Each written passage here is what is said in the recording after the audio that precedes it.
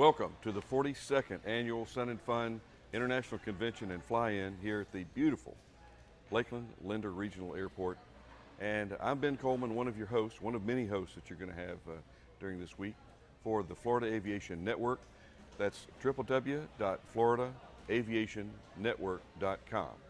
That's where we, as a group of volunteers, we're all volunteers, I'm a volunteer, and we do this for the love and romance of aviation. Spread the word for primarily aviation safety, but every now and then it gets entertaining. We can't help it, it just happens. But it is compelling and it's informative. And if you're either listening to this on the radio or you're watching this streaming live from your computer monitor, that's either the 70-inch monitor on your wall or the 19-inch monitor in front of you, or your laptop or your cell phone. So enjoy what we have to offer for you here at the Sun and Fun. This is Military Appreciation Week here at Sun and Fun, and to all of our veterans, our service members out there, we really want to appreciate your service, and we want to show you gratitude for what we take for advantage so many times in this country. We take advantage of our freedoms. They did not come easily. And today is, I believe this is Coast Guard Day. And for you ladies and gentlemen that are or were in the Coast Guard, thank you very much for your service. Speaking of service, we have the opportunity to have Tom, Stork Courtney. Yes, Tom Stork. Colonel. Stork. And I get such a nice, comfortable, warm feeling when I think about Stork. Picture the stork carrying a little baby, and then this is Stork. And you, but the little babies that you've been carrying were not babies, I'm sure. A different guy.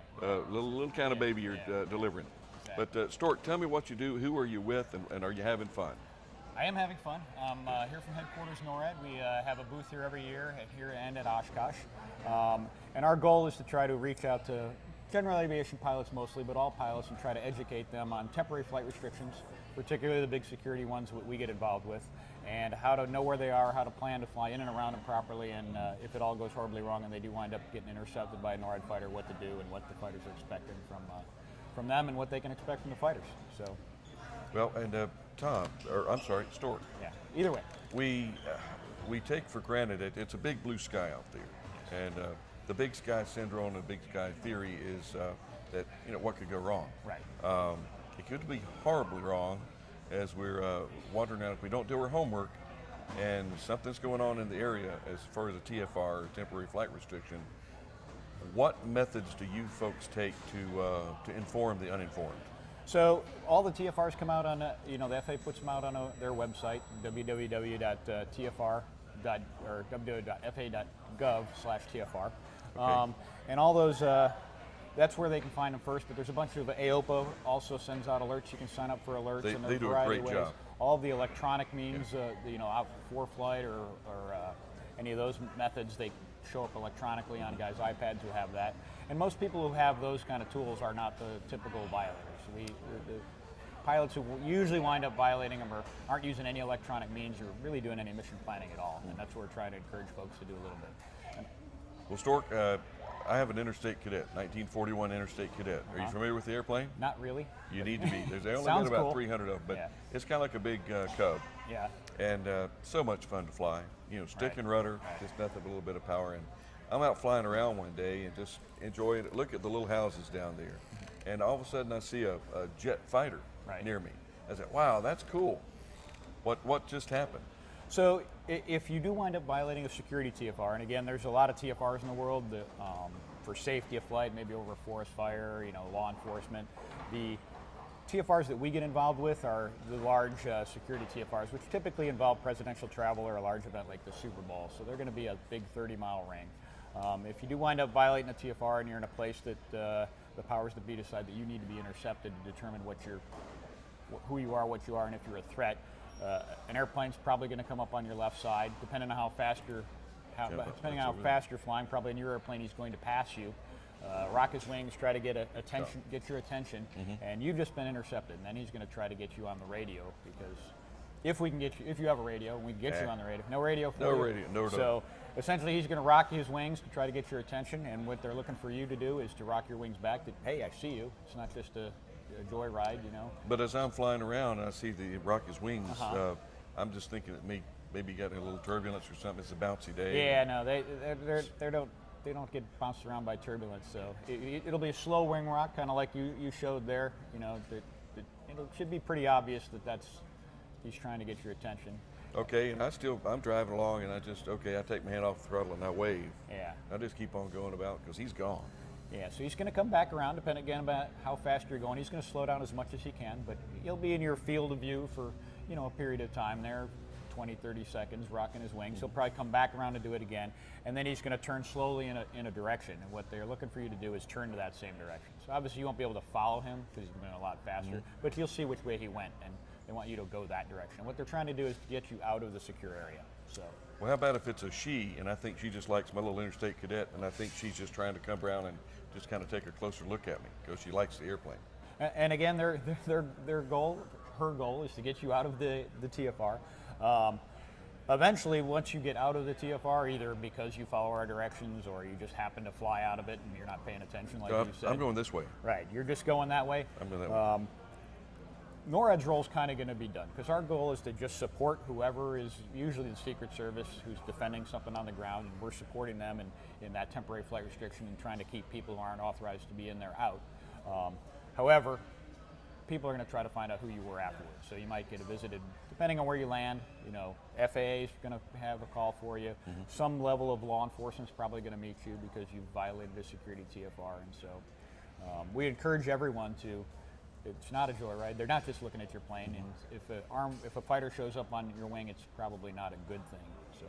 Okay, but now I've been having some bad days, and I've got a little mental problem, and I know that there's a launch going off, and I've got some bad stuff that I want to do. Yes. I'm going postal, and I want to take my little airplane. I want to make a statement, and I see the airplane fly through there, and I kind of suspected I'd see a jet, but I'm going to hurt somebody today. Right. What am I going to do? What are you going to do? So what are we going to do is what you're asking? I know what I'm going to do. What are you going to do? So, I mean, that's really the point of the temporary flight restrictions. We're trying to thin out the amount of people who we don't know what they're doing so that if there is a threat, then we can try to identify that threat. So they're going to fly up next to you, see if they can figure out your intentions, but ultimately you could potentially be armed force. You could be shot down. So, I mean, that's the point. The fighters that are intercepting people in temporary flight restrictions for security reasons are armed fighters, and if it gets to the point where they believe you're a threat to whatever's being defended, you can be shot down. That's the entire point of why we're there. And that's why we're here on the front end of the business rather than the back end of the business. Because we want to avoid confusion from people just making mistakes. We don't want to, you know, anytime you get a fighter and a little airplane in the same place, there's an inherent just level of tension and danger there that we'd like to avoid. In addition, if we're having to deal with a bunch of people who just aren't doing good mission planning and flight planning and don't know where the TFRs are, that just takes our attention away from the potential threat that you just described. So. Well, and again, Stork, and I know you have some of your comrades here with you. You got Cruiser. Yeah, we got Cruiser and we got Tonto. Cruiser's here from Canada. As you know, you probably know already, is NORAD's a binational command between to defend North America with Canada and the United States. So we work, hand in hand with the Canadians, and they work with us, and they're here with us, and they fly their airplanes up in Canada to do the same thing that we do here down in the States. I really wanted to get Tonto up here on the camera because he's got his war paint on and everything this morning. Exactly. He's a nice show there, Tonto. He is a warrior. And I'm telling you, you're not bad guys. And in the worst case scenario, if you have to exercise your ultimate protection power, right? It's not that you're bad guys. You're there for our protection and safety on the ground. Right, and obviously nobody wants to do that. I mean, it would be a horrible thing to have happen, and especially the risk of maybe thinking someone's a threat who isn't is the worst outcome. So. Okay. Now, after I see this beautiful jet zip around me, and I am innocent. I'm just out for a lollygag. And I think I see the VAB, the Vehicle Assembly Building out there. Right. And it's a little misty today, and visibility's down to about 3 to 4 miles. And what's the next? If I see a jet come at me, what does that mean? They're typically not going to come at you. So what they'll do is they'll come on like I said, your left side, try to get your attention. If you don't turn, like I said, to the heading that they turn to, they're going to do really more aggressive maneuvers. So one of the things they can do is a maneuver we call the headbutt, which is going to be a more aggressive turn out in front of you to try to get your attention that this is not just, he just doesn't want to see the paint job on your plane. And they'll turn more aggressively down, not across your nose, but just below it so that you try to get your attention to go that direction. And then the next thing, if it really gets to be more an intense, like they're worried that you are a threat and you're not doing what they want you to do, you might see an airplane put out flares, which are infrared decoys for missiles, but they're quite bright and they come out of the back, and it's considered sort of like a warning shot. I mean, it's not deadly force, but it's, again, trying to get the pilot's attention that this is getting serious. Well, you've got my attention now, right? Because I'm looking at these red glares come out of the sky, and I think that's unusual. I've never seen that before. Right. And that's wonder if he's trying to tell me something. Exactly. And while that's going on, Stork, what's going on in the background? Is this just the pilot making these decisions on their own? The decisions to take any action go to the highest level of the government, and there's ongoing phone conversations, with the people who are controlling the pilots, and those decisions are not made at the pilot level; they're only executed at the pilot level. So they'd be at the highest levels, of the DoD would be making these decisions. So. And in support of the Secret Service or whatever other government agencies really in charge of defending whatever's on the ground. All right, Stork, on the ground, and I'm flying around, and we're going to talk about something that's strictly top secret at this point. Oh, good. Where in the country where you have a TFR is radar coverage limited to the point where I could literally sneak through a system?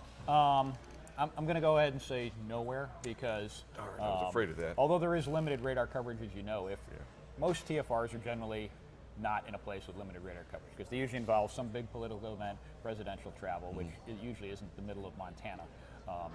So they're usually in a city, and if they're not, we have a certain level of radar coverage out to a given distance and altitude that we want, and we will move radars around and deploy radars to make it so we can protect people. Please don't tell me what that distance and altitude is. Exactly. So some level and distance that we require that requirement on ourselves, and we'll move radars to infill if there aren't any existing ones there. So we should see you. So literally, I should feel comfortable. And anybody that's either hearing this transmission or studying their books, we should feel comfortable that Big Brother's looking out for us on the ground. And we are, and we get to talk to a lot of general aviation pilots who aren't a fan of the TFRs. They're just another restriction with military airspace and Class B airspace on their flying. But try to run them. It is temporary in nature. Most of the time, they're usually only a few hours, sometimes a few days. And you can really help us out by. If folks do the right mission planning and use the tools that are available, like flight service, to know where the TFRs are and avoid them or fly in and around them properly, it lets us not waste government resources on people just making a mistake, and it lets us focus on potential threats and keep us defended. So. Well, Tom, I'm sorry, Stork, I got to remember what your real name is. Yeah.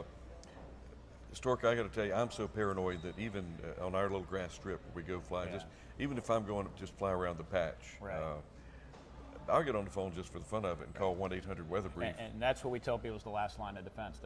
They're the latest, greatest news. So if always check with them if you can. Especially if you don't have a radio or any of those electronic means, make a call before you take off. Even with all of those electronic means, because my luck, something's going to pop up, and the last time they either got a text from AOPA or some other means of notification, I'm going to fall in that crack, and that's the reason that literally within 10-15 minutes before I take off, I give 1-800-WEATHER BRIEF a call, and just tell them that, hey, this is my N number, and look, I'm not going anywhere today. Are there any TFRs around? That is the perfect way to do it, and you should come work at our booth, because that's what we're trying to tell people to do. Well, Stork, let's talk salary. Exactly. Okay. Retirement benefits. We can give you some nice bling. We got NORAD pencils and things like that. I'll take that up. Got any hats? No. Stickers? We got stickers. Stickers. Okay, I'll take a sticker. All right. What else would you like to develop and share with us? Anything up and coming? Because this is not a new subject. No, and it's actually getting better. Florida is one of the places we come to a lot because there's a lot of general aviation flying. It's probably more than your average amount of security TFRs in Florida, just because it's a big state and politicians come here and all of that. And the scenario you talked about, the grass strip, where we get a lot of folks who violate TFRs accidentally because they only fly at their their grass strip and they don't think anything's going on there. But if they're 25 miles away from the center of a 30-mile TFR that all of a sudden just appeared over their head, we get a lot of violators that way. And it's, you know, it's not all of them get taken action on. You know, we make tactical decisions about who's going to get intercepted and who's not, but the FAA and law enforcement may always try to find out what that person was doing. So when you land back at your grass strip, someone's going to probably try to get a hold of you, call the FAA. They want to ask you about this. Depending on the event and what sort of threat they might have thought you'd be, various levels of law enforcement might come out to see if you were actually just testing the system or you just made a mistake. And it's, you know, it's a headache for the pilot. It's not a good day. Well, and I know regulations, if I wanted to go and really study, because this, I'm a real study freak. Okay. And I like to dig in and get every ounce of information. What regulation would I go to look at in the FARs that would cover? Well, the intercept procedures are all in the AIM, so the Airman's Information Manual, and those are international. So that's a good place to study that. But again, call and flight service for where the TFR and the times and any changes to it is the absolute final answer. So there's things published on the internet, but if anything changes, you know, it'll say right at the bottom of the TFR, call flight service for the most up-to-date information. So I seem to think, I recall that there was like a FAR 99 or something that deals with, there's some FARs, and I challenge you, check your FARs out to see what deals with special flight restrictions. I will have to go look at that, which I don't have all my FARs memorized. I probably should do that. No, memory is bad. Do not memorize Right, your right. FARs, There you because the minute that you memorize an FAR, They change it, yeah. all it takes is one revision, Right. and now you're obsolete. So, but that's, and if they wanted to get more information, I know that you guys have a very, very interactive website. Yep, we do. So www.norad.mil. You go there, and there's a variety of things on there. You know, a little blurb about our Santa Claus tracking. But down on the lower right-hand side of the page, you can get to our TFR page, and we get our card that we hand out here with all the information about how to plan for finding out where the TFRs are, how to operate in and around them properly. And a lot of folks don't know that you can go in the parts of the TFR. They just see that, you know, no pilot shall operate in this circle, and they don't read the except. And there's some exceptions down there. Most of the TFRs that are 30 miles, they have a 10-mile circle. General Aviation can't go in, but the 30-mile circle, with restrictions, they can go in there. So. Cool. Well, Colonel, I know you have probably flown missions. You're probably flying a desk now, if I read things correctly. Yeah, sadly. And but some of the, I think with the meat of your topic today, we have delivered. Excellent. Now we're going to get into the sauce of your topic. All right. We got the meat done. We're going to put some Get sauce the good on stuff. that. All right. Okay, share with us some of your experiences, if you can, what you can share with us, talk about that. If you're sitting in a bar sipping on some iced tea, and that's not a Long Island iced tea, Right. it's iced tea, and you're just talking with some of your buds, and you know, one day I had this happen. So I'm going to tell you, one of our coworkers working in the booth actually did one of these intercepts in Chicago, and he got tasked to go intercept what turned out to be a float plane who was doing about 80 knots, and it took him, I want to say 4 or 5 passes, because he's doing 200 knots to ID this guy, who he was, try to get him on the radio. He finally got him on. He didn't get him on the radio right away, but the float plane started doing S-turns to try to, I guess, to slow down. What altitude were we talking about? Below 500 feet, Oh. over Lake Michigan. Okay. And then the guy landed on the lake. And we always get a lot of people who come to the booth to tell us, well, you can't fly as slow as me. And I try to remind them that, you know, we're flying the airplanes that are the pinnacle of engineering, and there's sensors on them. If we can't fly as slow as you, we can probably detect you and track you and all that. So this guy finally came up on the radio on 121.5, which is what we always encourage folks to do if they do get intercepted, because talking on the radio makes things a lot easier. And he was sitting on the lake with an airplane orbiting above him, and then they tried to give him a phone number to call the FAA, and he was making excuses like he didn't have a pencil. So, but eventually we were able to get it across, and he called the FAA, and I think got a talking to. So I tell that story to let everyone know that even if you're flying a slow airplane, if you're in a TFR and you get intercepted, it's because we can detect you, or we wouldn't be intercepting you. So, and we can have sensors and, you know, the ability to track you even if we can't fly right next to you. So and I believe, and many years ago, there was a there was a TFR over Kennedy Space Center. Yes, back in the shuttle days, they had big Shuttle days, 40-mile TFRs. And Florida being, it's a truncated state in that if you're going down to the islands or you're going anywhere, you kind of funnel through Florida. It's a bottleneck. Yep. So it's a congested corridor, if you will. And I believe there was either a rocket champ or a Cub or something that was wandering around in there, and you guys had to go to work. Right. So they don't have as many TFRs, or not as large now that we're not doing manned space flight. When that comes back, there'll be a big TFR anytime there's a manned. They don't need an airplane running into the space shuttle or whatever's going to replace it. And again, they're always going to shoo people out of there for that. And that starts to get expensive. If you can't launch whatever you want to launch because you're afraid there's an airplane, you're costing the government and the people a lot of money. So again, it's safety, it's security, there's a lot that goes into it. Because they've got a window, they got a launch window. They miss because even some guy 5, didn't 10 read minutes. his NOTAMs that now they can't launch. And I would hate to be the gentleman or the lady that's got the responsibility of making a decision, because as time goes on, and if the airman doesn't follow the instructions, it gets up to that critical pinnacle of we've got to make a decision. Absolutely, and just the level of danger is that goes up. So we want to avoid that at all costs. And I dare say I don't think that there has been a shoot down. No, thankfully, we haven't had, everybody we've intercepted has been just making a mistake. Yeah. And because as far as I'm concerned, the first time that we do have an occurrence where you do have to engage and deploy, it's a bad day. It is a bad day. And we have all failed. Right, exactly.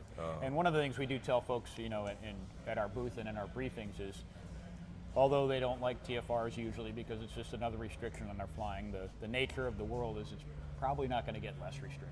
So the more violations we have, the more likely it is that there's going to be a further restriction. So, GA pilots and pilots in general can help themselves out by, if there's less violations, it's less likely we're going to have more restrictions, if that makes sense. It does. It never gets less restrictive. It does. But the bottom line is information, be informed, and be ready. Yeah. And if unfortunately it happens, do the right thing. Yep. Stork, as usual, it's nice always a talking to you, pleasure man. talking with you. Enjoyed it. And I'm glad that we don't have any new occurrences to talk about today. So everybody's doing good so far. So this is one of the situations where no news is good news. So, but stay informed, and we love to keep you informed here at the Florida Aviation Network. I just got the time sign from this beautiful woman out here that's being our floor manager.